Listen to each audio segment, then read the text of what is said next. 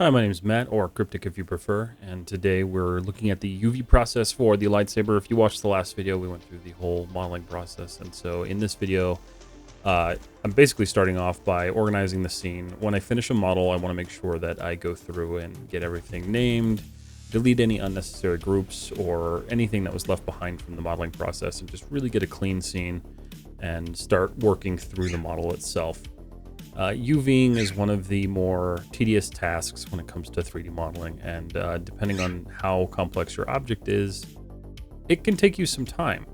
So having a good base level organization structure for your scene is going to help you in the long run, especially when you're talking about moving between multiple applications.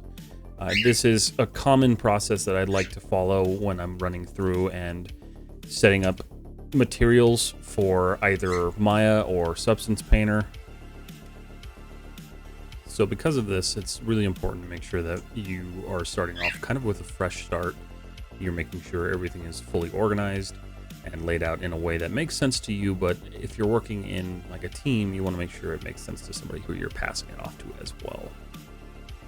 So after we finish naming everything here, getting it all set up and ready to go, I'll generally look through and group everything together just so I have one sort of entity to work with. And I'll save it in its own new file to make sure that I still have something I can go back to if I have any issues with the model itself, which later in the project did actually become something I needed. So here we're going through, we're just adding our base material. I generate this material using a website. I'll probably link it in the description, but this is just your standard checker map, a colored checker map with identifiers on each checker point. And then I'll go through and start pre-planning what I'm doing. So you can see here, I'm running through and slicing. What I generally want to do when I'm UVing something is I will look at a part and decide where I want my seams. When it comes down to this, it's really going to be dependent on what is facing camera. And what I mean by that is like, what parts of this am I okay to have either some sort of skewing or any visual issues that may be present after smoothing and creating the UV. Sometimes they happen, and a lot of the times you can hide them behind other objects. But here I'm going through and just removing and cutting all of the seams. It's really important when you're UVing that you go through and you pre-plan. I can't really stress that enough, because if you go into a UV and you just automatically unwrap it and then throw it in a texturing application, you may get a semi-decent result, but you're going to be very limited on what you can do with that. So here I'm cutting out the holes. Basically anything that's causing any amount of skewing in my UV layout, I'm cutting down and giving it its own configuration and its own islands. Especially with these little buttons here. They're not necessarily something I wanted to cut out of the model, but because it was causing so much skewing and just distortion, I wanted to make sure they were removed and set up in their own separate island. Cylindrical objects can be kind of difficult to unwrap sometimes because the way they unfold can sometimes lead to unsightly seams. And generally it's something we just kind of have to work with. This model itself had a pretty bad seam on the back of it, which is not something you generally get to see inside the final renders. But if I were to do like a rotational, you would probably notice it. Here I'm just going through and adding my materials. A lot of the times I will add the materials as I go, just because I don't want to checker map the entire object. I kind of use it as like a checklist to go through my model. So what's gray needs to be UV'd still, and then what's textured is either in process or done. And simple things like these cables, like if you look at them, they probably didn't really need to be UV'd. They were looking okay, and anything that wasn't looking okay was hidden within the mesh. But I generally just try to make sure that anything in my scene is UV'd to some extent, even if it's a basic unwrap. And then once these are done, I will just copy the UV down. I think the only one that I wasn't able to do that was this one that I was on. When you're UVing and you have multiple objects that were duplicated from an original object and they didn't change shape, you can always use the transfer attributes tool. It's something I use quite a bit. It saves you a lot of the time, but In some cases, it doesn't work. So it's just kind of one of those tools that, yeah, sometimes it works, sometimes it doesn't, and sometimes it gets you a little bit further than you were. But I find a lot of the time I can get it to work just by kind of playing with the settings and eventually getting the object to mirror the UVs over. This part was the most complex part in this entire build, and splitting it up was kind of an interesting concept. I wasn't really sure where I wanted my seams, but I knew if I just unwrapped this like a cylinder, it wouldn't function properly. So I did settle a little bit on having a seam at the very base of it. Thankfully, you can't really tell there were any issues with it because it's such a simple texture. There was really no detail to like pull across it. But when this UV is done, you can actually see that there is quite the like skewing on the front of it, just because getting this thing to unwrap straight was, for whatever reason, just an absolute nightmare, and probably something I need to figure out in the future. But for this project, it was fine the way it was, and it turned out just okay. So wasn't really worried about it. And here's something that's really important too. As you're UVing, you're going to find that you're going to have little areas where you see stretching. Don't be afraid to add edge loops or add supporting geometry during this time period, because as you're UVing, even if you have a complete UV on a model, you can still add edge loops and it's not going to trash your UV. About 90% of the time, it's not going to destroy anything. So it's a good practice to get into where, you know, if you see that you've got an issue with stretching somewhere, don't feel like you got to trash your whole UV, just keep going.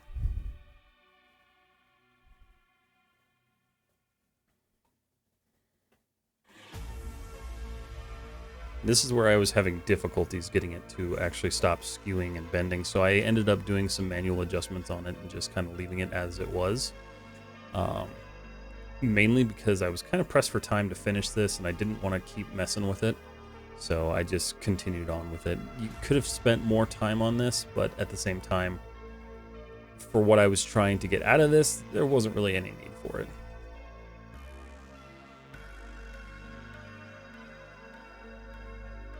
You'll see me drag sometimes when I select an edge. The reason I'm dragging out is just to make sure that I have the entire edge that I want to cut selected. That's just kind of my way to establish like, hey, okay, I've got it all. I'm just pulling this out and it's showing me what I'm missing or what I have. And then I'll just Control Z it, put it back in place, and then slice it. A lot of the time you won't see me use many of the menus in the UV tool just because I use as many shortcuts as I can. Over the years, I've found that the shortcuts in the UV editor are the ones I use the most, just because UVing takes so much time in general that I like to make sure that I'm actually using as many keyboard shortcuts as possible just to keep my time down.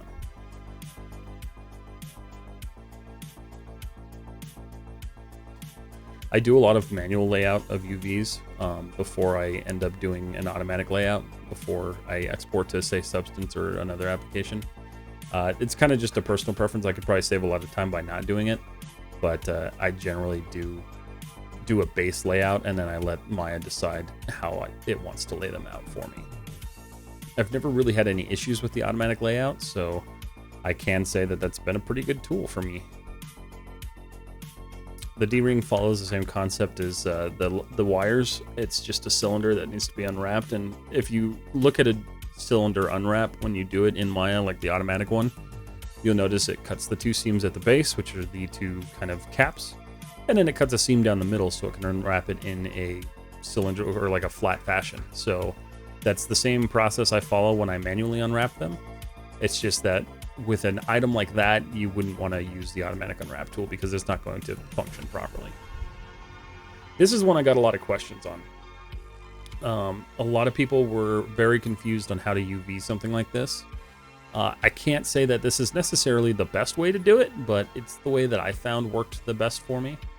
And that was just to basically cut a slice down the middle and UV it flat, and everything just kind of fell into place. It didn't really give me any issues or cause me any concerns, so wasn't super worried about this, especially because it was a solid material object.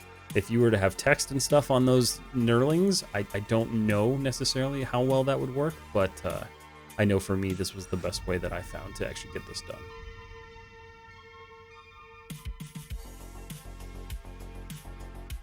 And you can see I struggled a lot with getting some of these cylindrical objects to unfold in a straight manner. On some of them, I just plain gave up on because, again, they're solid metal. They're not really going to show much stretching or distortion, so I just decided not to really bother with them.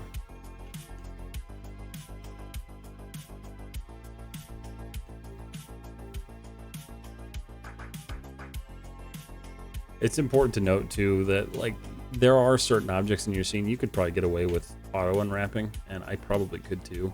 I just tend to not. I like to have a manual process throughout the whole thing just to understand basically what I'm doing, because like I can look at every piece of this lightsaber now and say, okay, cool, so this is how I UV'd it, this is how I built it. I found issues with it here, here, and there, and so you just get really comfortable with your model and really knowledgeable about working with it. So I think when it comes down to it, when you have a lot of people telling you, oh, you should be automatically unwrapping things, I don't necessarily think you should. I do firmly believe that you should spend some time manually unwrapping and learning the process of manually unwrapping, because in the end, the automatic tool is only going to get you so far. This was a really weird shape because of the way I wanted to unwrap it, and you can see how I kind of screwed up with my selection, but this is just part of the pre-planning process, so it looks very strange, but in reality, it's flattened out and good to go. It's ready to be used. I could have taken that a step further by separating the top cap of it, but it was kind of a unnecessary thing to worry about on this model. The nice thing about this project is that most of these materials, they're very plain materials. There's no text. Really, the only kind of details you work with are like metal scrapes or just details with how the metal was constructed, and then dirt. So with projects like this, I don't tend to spend a ton of time making sure my UVs are absolutely perfect. As long as they're to a point where it looks good on render and it's not giving me any weird distortion issues in Substance Painter, I'm usually okay with them.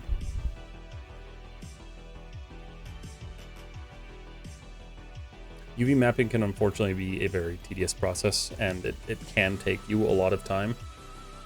This is one of those areas where I just kind of gave up on because I had to add detail that I just didn't want to deal with to fix that skewing, but I knew that this was going to be a chrome material and it probably wasn't going to matter all that much because the likelihood that you were really going to focus on the inside of this was pretty slim to none.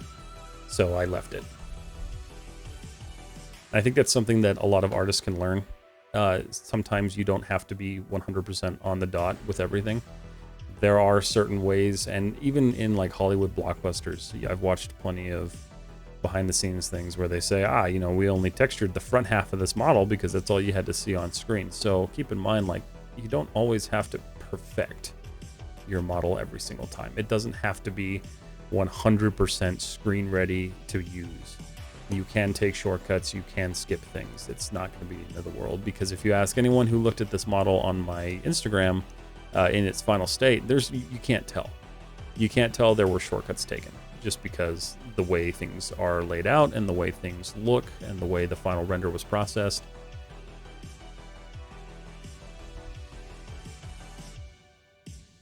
I like doing objects like this because they're super fast. They're super easy to unwrap, and they're basically the same. It's just unwrapping a box. You just add this hole in the middle. Overall, this was a pretty easy project to unwrap. It did take some time just because I was struggling to actually stay on task with it. But as far as complexity-wise, it was actually pretty simple.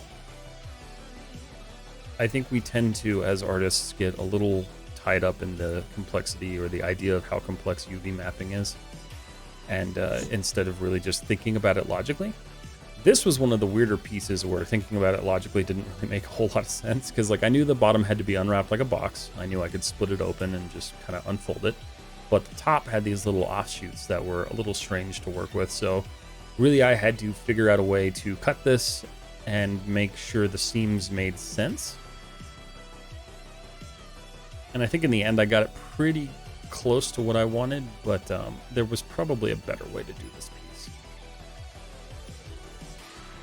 One of the things you may notice me doing while I'm UVing is I'm actually isolating the islands. So when I cut an island off and I unfold it, I will click on the next island and I will shift I. that shows you the original piece, which is why you see that blue outline, but it also isolates what you're working on. So you can kind of go in and out. You can search in between. You can see what you're trying to click. Sometimes it helps you select edge loops that maybe you can't get from the front. So this is one of the tactics I've started using a lot to unwrap my objects, because it just gives you this really nice close view and you're able to work through it and actually cut things the way you want them to. And the way I ended up unfolding this probably wasn't the best way, but a lot of these details were so hidden it didn't really matter. In the end, there was no skewing and it unfolded pretty well, but I do admit that there probably could have been a better way to do that. Then I just mirrored the same process on the other sort of channel lock that we have here. A lot of people tend to think that UVing has to be a super complex process. It really doesn't. It can be super simple. You just have to get really good at visualizing your objects being unfolded. And a lot of the time I like to use the concept that we all probably learned in grade school, where you take the paper cross that is divided in sections and you fold it into a cube. You have to get really good at looking at your model and saying, okay, so if I were to unfold this, it would look like this flat. And then once you do that, you can decide, okay, so I just need to go through, select these edges, and then cut them and separate everything and unfold it. And 9 out of 10 times that works. It works really well. Here I missed something. I don't remember what happened there, but I missed something. But otherwise, that would have been a perfect unfold had I not missed whatever that line was, or I selected too much of something. It comes down to there's just a lot of skill in learning how to pre-plan your UV unpacking and your unwrapping. But the reality is that it's not as complex as a process as most of us make it out to be. It's not a fun process by any means. I don't think UVing is fun, but there are some people who really enjoy it, and good for them. I still am. It's my least favorite process of modeling, but I've gotten really quick at it and I think really good at it, so it's just one of those necessary evils that I live with now. Thankfully, a lot of the end of this lightsaber was just kind of basic unwraps. There wasn't really too much to it. It was just a matter of getting it to unfold and straighten out the way I needed it to. And that unsightly seam back there that we had, I could have spent some time fixing that, but instead what I did was I just rotated the cylinder a little bit and hid the seam under one of the grip plates. Because if it's a detail that's never going to be seen, if you don't see any visible skewing on the outside, why bother with it?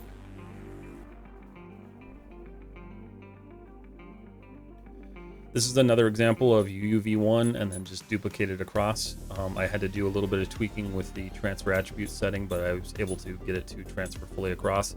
I will say this, when you use the transfer attributes option, it's super important to delete your history and freeze your transformations, because if you go to smooth your objects with like a final smooth instead of the 3 preview mode, it will mess up. It tries to average everything with the origin that you transferred from, and it just completely resets the UVs and it makes a mess. So that's a little tip for you. If you do use the transfer tool, make sure that you are deleting your history and freezing your transforms on the objects you transferred to.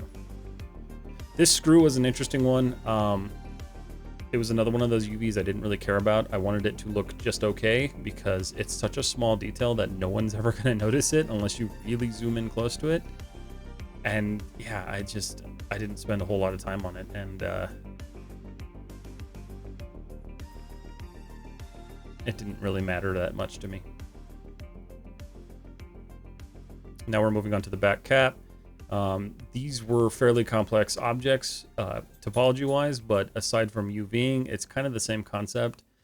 This one, I tried some new techniques to try to get that to straighten out. A lot of them failed, but I did find one that kind of worked out, where I straightened the 2 outer border edges, as well as straightening the entire object in a form that kind of made it look like a wonky, like pretzel twist. And you'll see that here in a minute, but this kind of allowed me to get it to finally straighten out the way I wanted it to, instead of having a curved UV, because that's what I was trying to avoid, is that curved UV. Not that it would have been a huge issue, but I didn't want it to stay that way. That was just too much for me because it should be a straight unfold. So what I ended up doing was selecting all these outside vertices, and I dragged it up a little bit, flattened them out, and then I used, I forget which tool I used, but you'll see it here in the video. It helped me kind of lay everything out and get the final result that I was actually looking for.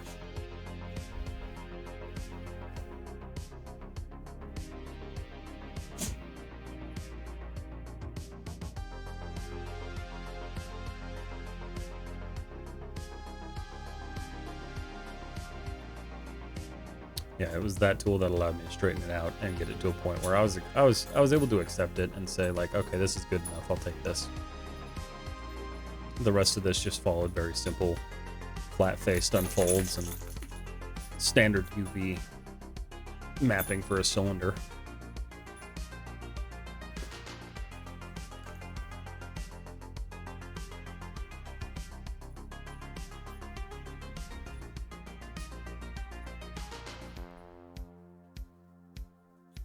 And like I said, sometimes I will spend some time and actually auto lay these out, and then other times towards the end of the project, I'll get really lazy and just decide not to do it anymore. And that's kind of what I was doing here, because I knew at the end I was going to have to do a full layout anyway. So I just decided it was best to just leave it be, and we'll lay it out later with the auto layout. But as for the UV, this is the end of that project. This is the end of that video. Thank you so much for watching. And if you haven't yet, please like and follow. It does help the channel. And I will see you all in the next one.